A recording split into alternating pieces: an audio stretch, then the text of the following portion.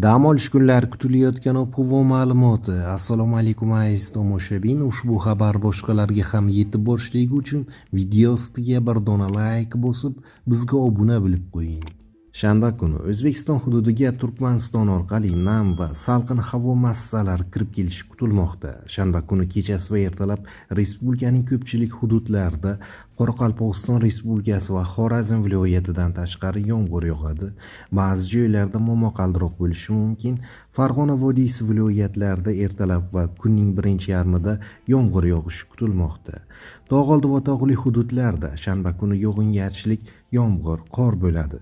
Ba'zi joylarda kuchli bo'ladi. Sel, suv toshqin hodisalari yuzaga kelishi mumkin. Shamol 7-12 metr/sekund tezlikda esadi. Ba'zi joylarda 13-18 metr/sekundgacha kuchayadi.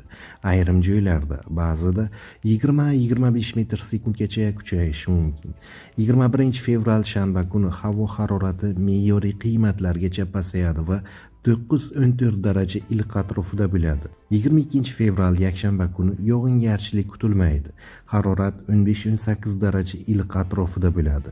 Dam olish kunlari kechasi va ertalab respublika bo'yicha ba'zi joylarga tuman tushishi mumkin. Poytaxtimizda 21 fevral shanba kuni kechasi va ertalab yomg'ir yog'adi, momaqaldiroq bo'lishi mumkin. Kunduzi yog'ingarchilik kutilmaydi. Harorat kechasi va kunduzi 11-13 daraja iliq bo'ladi. 22 fevral yakshanba kuni yog'ingarchilik kutilmaydi. Kechasi va ertalab tuman tushishi mumkin. Harorat kechasi 3-5 daraja iliq, kunduzi 14-16 daraja iliq bo'ladi.